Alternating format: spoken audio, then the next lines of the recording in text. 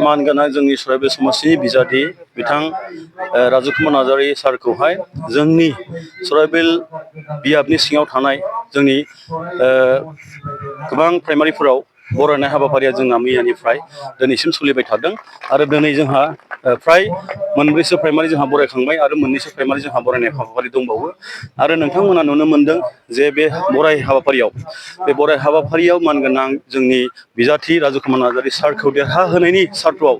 रायजो राजाफ्रा दले बले मोनफ्रोमबो जाथि जनगोष्ठीनि बर' आदिबासिनिफ्राय आरम्भ खालामनानै जेसेबां जाथि जनगोष्ठी जोंनि सराइबिल बियाबाव दङ बिथांमोना दले बले फैनानै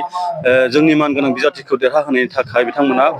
रंजाफैदों बरायफैदों मान बावफैदों आशीर्बाद होनो थाखाय फैदों थ' बे बाथ्राखौ नुनानै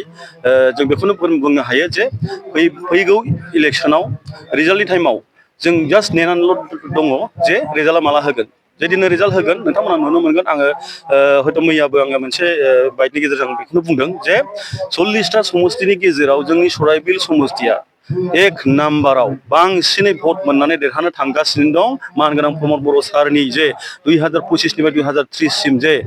गभर्नमेन्ट जागासिनो दं गोदान गभर्नमेन्ट फिन खेबसेबाव जानो थांबावगासिनो दं बे गभर्नमेन्टआव जों सराइबिल समस्तिनिफ्राय जोङो मानगोनां राजु कुमार नार्जारि बिथांखौ जोङो MCLA एबा देरहाहोनानै बिजाथि देरहाहोनानै जोङो प्रमद बर' सारनो सराइबिल समस्तिया मोनसे गिदिर उपहार जों होनो थांगासिनो दङ जोङो बर'बादायाव बरायदों बसगावआव बरायदों आरो रायमना ना आरो नन्दिपुर जोंहा दिनै बरायनाय हाबाफारि दङ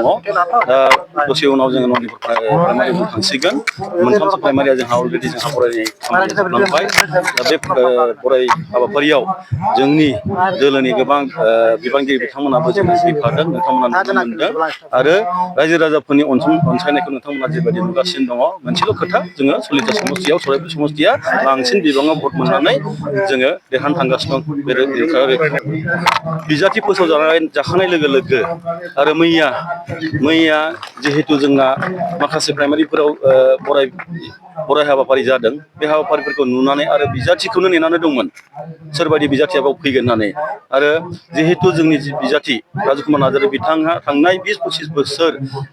गोबां समाजाव मावबोदों बिथाङा जों बयबो मिथिगौ बिथाङा मोनसे नेरसोन NGOनि दारै हारि माहारिखौ सिबिबोनाय सुबुंफोरखौ सिबिबोनाय बिथाङा गोलाव सम हाबा मावबोबाय थ' बिथांखौ बिजाथि महरै सराइबिल समस्तियाव मोननानै गोबां जाथि जनगोष्ठीफ्रा दिनै बर'बादानि जे बर'बादानि जे जोंहा बराय हाबाफारि दंमोन बे बराय हाबाफारियाव गोबांथार खमसे खम 120निफ्राय बांसिन सुबुंफोरा जोंनि ओनसोलाव दिनै बिजाथिनि आखाइजोंनो जयनिं जाफैदों।